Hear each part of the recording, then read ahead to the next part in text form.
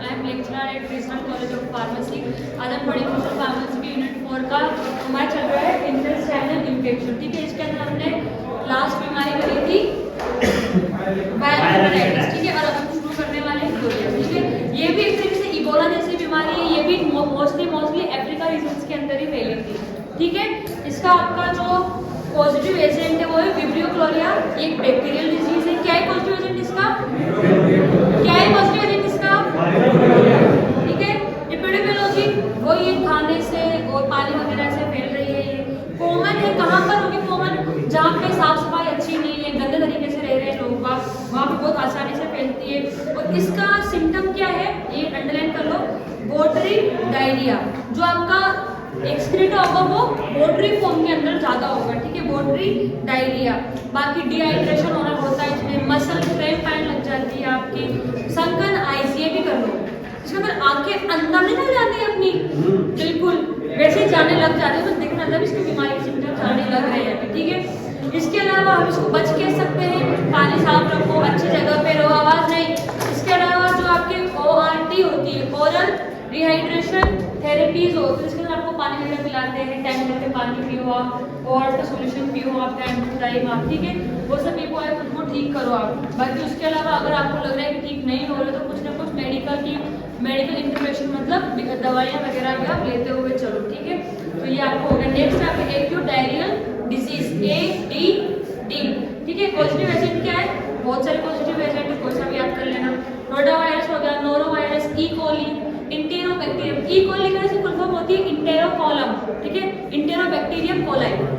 ठीक है, इसके अलावा आपके सैल्मोनेला, टाइफाइड होता है अपने उसके अंदर मतलब सैल्मोनेला। ठीक है, तो सीगेला, तो से आपको जो सही लग रहा है आपको आप याद कर सकते हो, नो मैटर कि आपको कौन सा समझ में आ रहा है या फिर नहीं आ रहा है। ठीक है, एपिडेमियोलॉजी सेम आएगा, पानी खराब है, रहने की जगह गंदी है, पुअर सैनिटेशन है आपका। ठीक है, ये वाला वर्ड सब जगह छापे ना, पुअर सैनिटेशन, पुअर हाइजीन। ठीक है, इसके अलावा क्लिनिकल कंडीशन क्या होगा? आप डिहाइड्रेशन होगा, ऑब्वियसली बात है। चक्कर आ रहे हैं वो तो आने ही पड़ेंगे।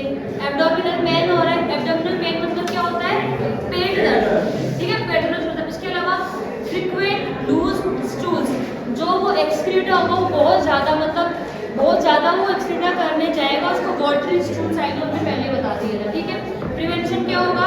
अच्छा खाना खाओ, अच्छा पानी पियो, हाइजीन मेंटेन करो, ORS पियो बहुत सारे। ORS पीने से क्या होता है? गर्मी में नहीं बोलते ग्लूकोज पीने के लिए, ग्लूकोज डी पीने के लिए हमसे। ठीक है, उससे क्या होता है? जो हमारा एडी बनती है उससे क्या होता है? शरीर को हाइड्रेशन मिलता है।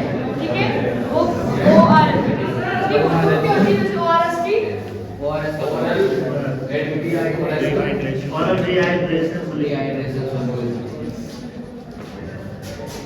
ये फुल फॉर्म भी आती है, कुछ भी याद होते हैं। Oral rehydration solution. ठीक है, नेक्स्ट आओ टाइफाइड पे। टाइफाइड यानी कि फीवर, बुखार बहुत तेज वाली होगी। किसकी वजह से होगा?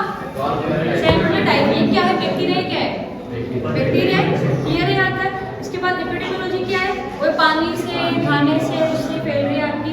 कॉमन है ये जो डेवलपिंग जो कंट्रीज होती है ना, उसको अलग अलग लेडर में रखा गया। लेडर यानी कि सीढ़ी।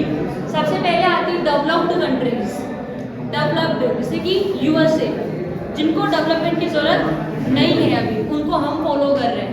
फिर आती है डेवलपिंग, जो भी डेवलप हो रही है, इंडिया वगैरह। फिर आती है अंडर डेवलप, जो कि अभी तक डेवलप होने के रास्ते में भी नहीं गई, भूटान, नेपाल, पाकिस्तान।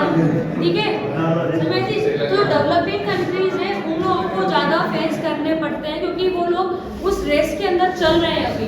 ठीक है, जो बैठा हुआ है उसको तो कोई दिक्कत है नहीं, उसको तो बढ़ती रहेगी, हमारे कोई दिक्कत नहीं है।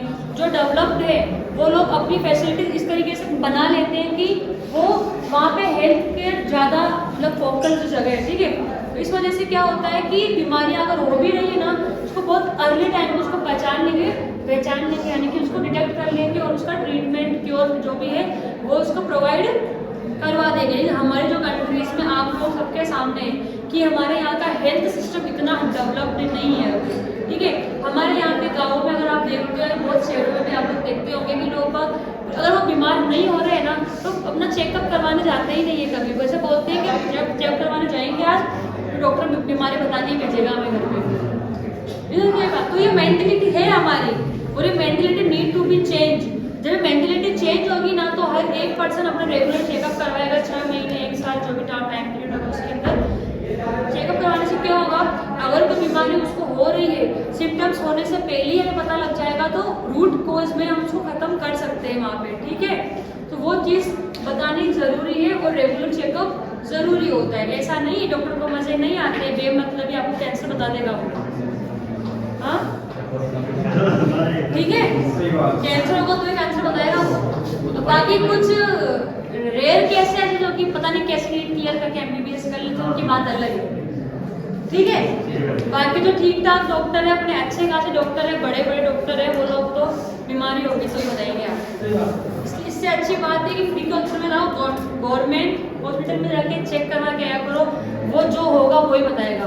प्राइवेट में जाओगे आप तो वो नहीं होगा तो बताएगा। मेंटलिटी चेंज होगी, हमें ये चीज़ें लोगों को बतानी पड़ेगी, सिखानी पड़ेगी। पहले जैसे कि पढ़ाई करवाने पिता डिपेंड कहाँ थे, लेकिन अब धीरे धीरे पढ़ने लग रहे हैं, लोगों को समझ में आ गई कि पढ़ाई की वैल्यू क्या है आप, ठीक है। तो हम लोग अपने घर बताएंगे, अपने घर वाले किसी 2 लोगों को बताएंगे, वो 2 लोग किसी और को बताएंगे, तो वो सीखेंगे, वही एजुकेशन एक तरीके से, ठीक है। क्लिनिकल प्रेजेंटेशन क्या है इसका, बहुत लंबे टाइम तक बुखार रहती है आपकी इसके अंदर, जो इसकी मेन है। प्रोलॉन्ग्ड फीवर इसकी मेन है, पेट दर्द होना, डायरिया होना, कमजोरी आना, ये सब इसके क्लिनिकल प्रेजेंटेशन है, साइन एंड सिम्टम्स है। प्रिवेंशन क्या है, टाइफाइड की वैक्सीन आती है वो लगवाओ आप, खाना पानी सही से खाओ आप, ठीक है। देखो इसके अंदर क्या होता है, बैक्टीरियल डिजीज है ना, सबसे जो दिक्कत आती है नॉर्मल है ना, इसमें नहीं लिखा हुआ, अभी बता रही हूँ।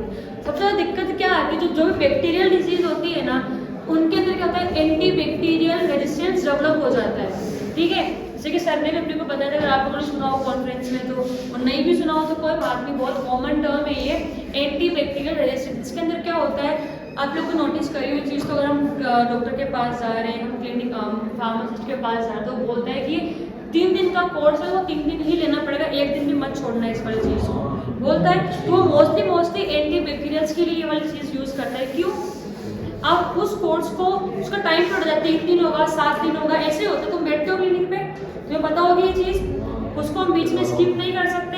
स्किप करेंगे तो क्या होगा, पहली बात तो बीमारी ठीक नहीं होगी, इन्फेक्शन ठीक नहीं होगा। दूसरी बात, अगर हमने जैसे कि एमोक्सिसिलिन है, ठीक है, आज हमने वो ले ली, हमने 4 दिन से बोला 7 दिन की ले ली, और हमने 5 दिन लेके बोले कि नहीं लगता है सही हो गया, अब हम नहीं ले रहे हैं इस चीज़ को, ठीक। 2 दिन हमने स्किप कर दी, तो पहली बात तो 7 दिन होने के बाद या फिर क्या पता 6वें दिन से वो आपकी बीमारी वापस आना शुरू हो जाएगी, इन्फेक्शन वापस आना शुरू हो जाएगा। या फिर दूसरी चीज़ क्या होगी, अगली बार आप जब कभी भी वो वाली एमोक्सिलिन आप जब टैबलेट कैप्सूल जो भी वो आप लोगे तो आपको असर दिखाएगी नहीं इन्फेक्शन के अंदर, क्योंकि जो बैक्टीरिया होंगे आपके शरीर के अंदर वो उसके खिलाफ रेजिस्टेंस डेवलप कर चुके होंगे, वो उससे हारने वाले नहीं है, ठीक है। जैसे हमने वैक्सीन वाला बताया था, फेनोमेना क्या बताया था कि हमारे शरीर में वो वैक्सीन वायरस डालने, फॉर एग्जाम्पल वायरस डालने के बाद में हमारा शरीर क्या कर लेगा, सीख लेगा कि अगली बार ये आएगा तो हमें इसको इस तरीके से लड़ना है, इसको हराना है। तो सेम चीज़ बैक्टीरिया भी करते हैं, ठीक है। वो एंटी बैक्टीरियल्स के लिए रेजिस्टेंट हो जाएंगे, उनको पता है कि अगर अगली बार हमें एमोक्सिलिन मिलेगी तो हमें इस वाले स्ट्रक्चर में से ये वाली चीज़ तोड़ देनी और हमारा ये वाला यहाँ पे लगाना है। इस तरीके से अपना प्लानिंग कर लेते हैं और उसकी वजह से हमारे शरीर में उसका असर नहीं आता है। तो इसीलिए जो टाइफाइड वाली बीमारियाँ हैं, तो ये बीमारियाँ हैं ना, जो बैक्टीरियल डिजीज जो भी पढ़ रहे हैं, इनको ट्रीट करना इसलिए ही मुश्किल हो जाता है। अब देखो बहुत सारे, अब हम लोग पढ़े लिखे हमें नॉलेज है, अब बहुत सारे लोगों को इस चीज़ की नॉलेज नहीं है, तो वो लोग बता भी नहीं पाते हैं कि मैंने ये वाली एंटी बैक्टीरियल ली थी। अगर डॉक्टर पता है, आप लोगों को पता हो, तो अपने हॉस्पिटल्स होते हैं, उनके ट्रीटमेंट चलता है, तो अब आपने काम सुना होगा मेडिकेशन हिस्ट्री, मेडिकेशन हिस्ट्री वो लोग लिखते हैं। इसके अंदर क्या होता है, वो पूछते हैं कि इसके पहले आपने कौन सी दवाइयाँ ली है आज तक, पूछते हैं ना अपने डॉक्टर ऐसे, कौन कौन दवाइयाँ ली थी, कितने टाइम तक ली थी, किसके साथ ली थी, उसके साथ में क्या आपने ड्रग दूसरा लिया था। इसीलिए पूछते हैं वो लोग, क्यों, क्योंकि ये पूछने के बाद मुझे पता लगता है कि अच्छा ये एमोक्सिलिन तब से लेता है और उससे कोई फर्क दिख ही नहीं रहा, तो फर्क नहीं दिख रहा मतलब अब अपने को उसको एमोक्सिलिन नहीं देनी और उसको दूसरी एंटीबायोटिक अपने को उसको देनी है, ठीक है। इस वजह से वो मेडिकेशन हिस्ट्री आपसे पूछता है। क्लियर है, ओके डन।